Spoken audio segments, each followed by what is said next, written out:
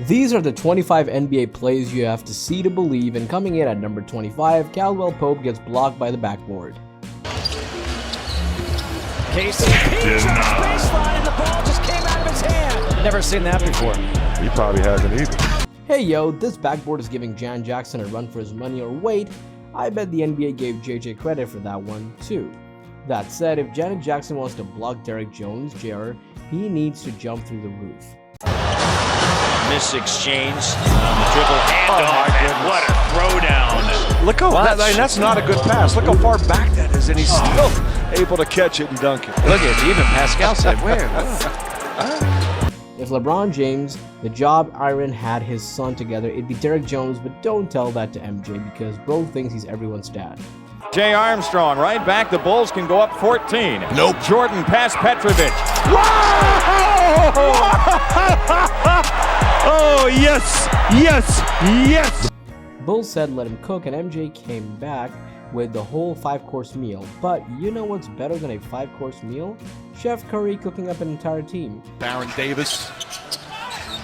Curry splits the defense behind the back. Fires a three. Oh, he puts it in. What a spectacular move. That could be the greatest move I've ever seen live. No, I'm being serious. Bro practically in 0.5 speed at this point, just like Allen Iverson, who faked the pass on Jordan and won all in one motion. Iverson now with it for Denver. Got fouled and won. Wow. Heard the whistle and immediately got the ball up. Great recognition of the whistle being blown.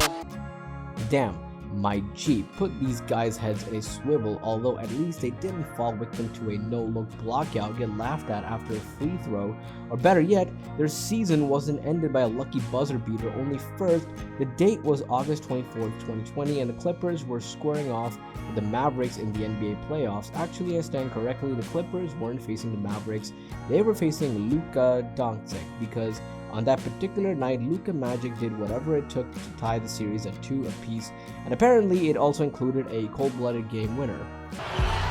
Back to Doncic. Doncic pulls up, three-pointer.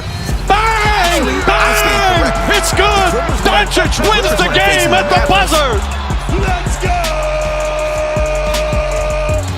Boom! Shaka-Luka! Bro pulled the page straight out of Damian Lilly's book that said LeBron has Luka beat. He also mastered the art of circus shots. It's left on the 24-second clock. LeBron against the long-armed Ariza. In trouble. Oh my! He got nothing to lose. At 1 second on the clock, he had to shoot it high in the air to get it over the corner of the back. Championships, longevity, circus shots. What can this guy do? And how about jumping over grown men and alley-oops? To the hands of Middleton. Cross-court pass. Tecumbo throws it down as Middleton lobbed it up perfectly. And there's your highlight play tonight. Forget the NBA, Giannis is living a video game, which reminds me because remember earlier when I said LeBron can't jump over the other players? Well, about that, I lied. Another scoring option and a different way to score coming on baseline.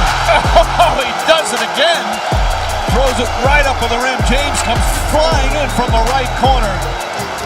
Hey, someone get John Lucas Gravert. Wait until his grandkids find out. On the other hand, Blake Griffin can sleep well at night knowing that he once did this.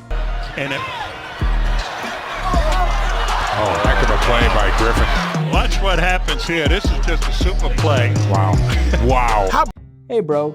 You gonna spend 180 degrees and still block the crap out of Jonas? The Repco, yeah, it's one thing to show off, it's another thing to completely alter a game, because what if I told you that the NBA has a seat? Yeah, get this, it's been in the front of your face this entire time. Since there aren't NBA scriptwriters and determine the outcome of games, it's determined by the basketball itself. Don't believe me? Watch what happened during the 2016 playoff game between the Raptors and the Heat. 1:08 to play in overtime. 89-85 Heat. Wade makes his move, the scoop. It just sits there! Dwayne Wade! I've seen that play happen before in basketball games, but in this moment, with Dwayne Wade and with all of this on the line, the ball ends up sticking on the back of the rim. Dang, no wonder I keep missing my shots. I need a new basketball. But anyways, this wasn't the only time this exact basketball screwed over a player, because a few months earlier, on January 6, 2016, it made John Wall's life a living hell. What a December for this guy. 22.5 points per game. Almost. Oh my, look at that. The ball.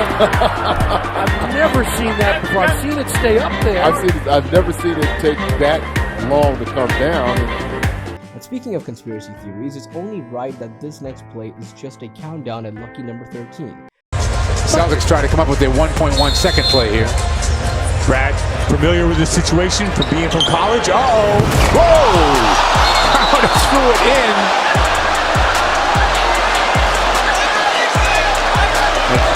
It's Pacer ball.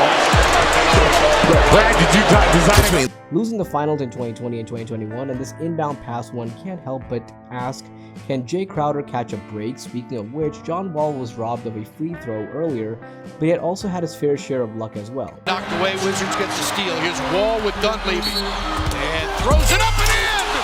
And score the field goal! A spectacular circus shot by John Wall goes. Safe to say you won't see a 360-degree spin, no look layup anytime soon, unlike our next moment, since LeBron always finds a way to make the impossible seem possible. Wall.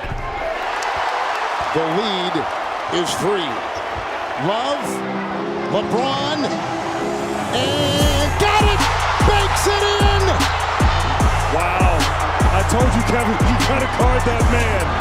He just hit 3 3-pointers earlier in the game.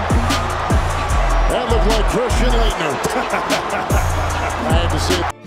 Enough though, I'm done meeting Rodney King James, because now that we reached the top 10 place, it's time to say goodbye to LBJ and hello to the absolute must-see NBA play, starting with number 10, the ultimate passing of the torch moment, because on March 12, 1997, everyone knew Michael Jordan was nearing the end of his career, and everyone knew Allen Iverson and turning into an NBA superstar. However, there's still one thing fans didn't know: whether or not AI could be an all-time great like MJ. Safe to say, the question was answered. Iverson has Jordan. Give that guy a map. Ooh, where are you going? Take a look at the crossover. Mike said no. Allen said yes. The bucket. The crowd loves it. But don't worry, MJ, I got your tissues ready whenever you need it to let it out. That being said, DeRozan might want to shed a tear too, because this is humiliation. Capella not expecting it. Only the second turnover. DeRozan drives. Lost it. I know Harden is lazy and all, but this is an all-time low, which brings us to an all-time great dunk. This dunk is so mind-boggling, I bet you even Mac McClung is jealous. Nice outlet. On the run. 2-on-1. Green to finish. Wow, the alley-oop.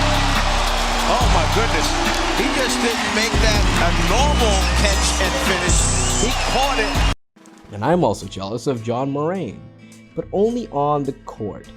Hey, by day, he's breaking the league as we know it. If we could, stop hitting 17-year-olds back, talking more security, and flashing his gun, which could easily be prevented if you just subscribe to the channel, because as long as John Moran subscribes, more of its insanity will happen. Somehow, John Moran can jump, catch, and shoot a buzzer beater in less than a second, but James Harden isn't about to rush the process. Instead, he's here to take his sweet old time and make his opponents look like fools in the process. Just ask Wesley Johnson. Murray 1 of 2. The bench still standing. Adams going long. Morant.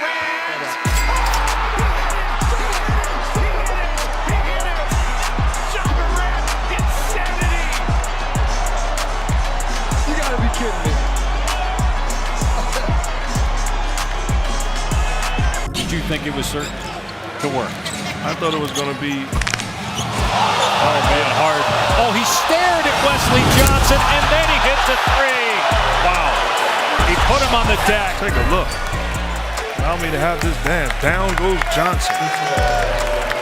Too much sauce.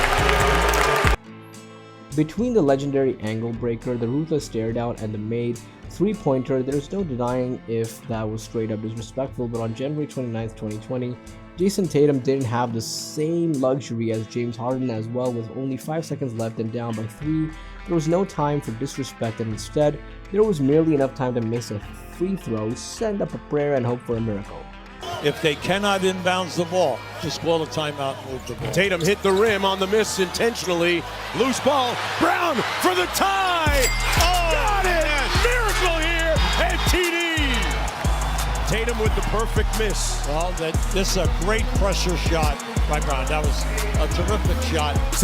Simply put it up doesn't get much better than Jason Tatum and Jaylen Brown, that is except for these final 3 moments, because these moments are so rare, so spectacular, and so unfathomable that you can't even look away for 1 second. And to kick us off, we look no further than Isaiah Rider. It's nearly 30 years ago on December 22nd, 1994, the luckiest shot in NBA history was born. Good defense by Rider, forcing a tough shot by Richmond. Did not allow him to put it on the floor and get by.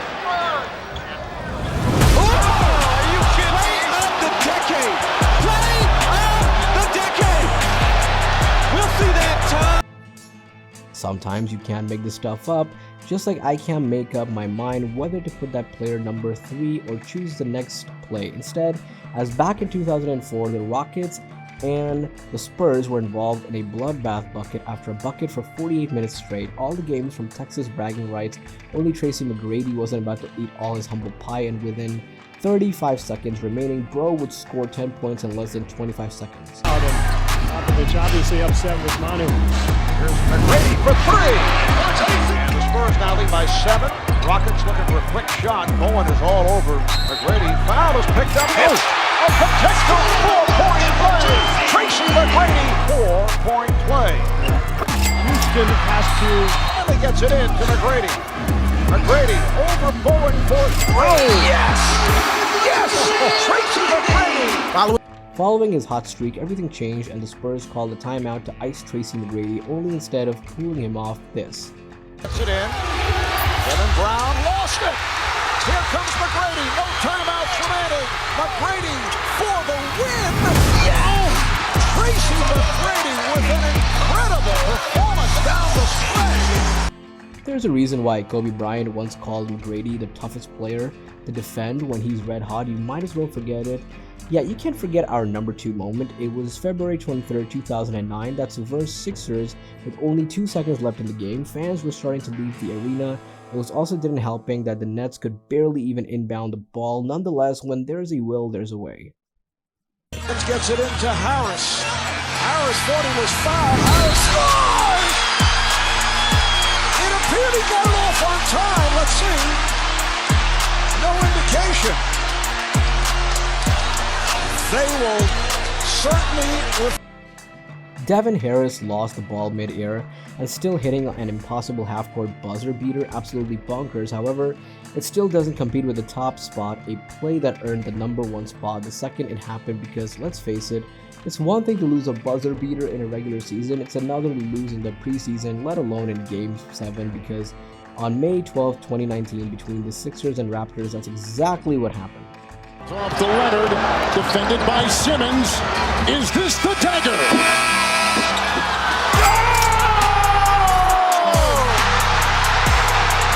Game!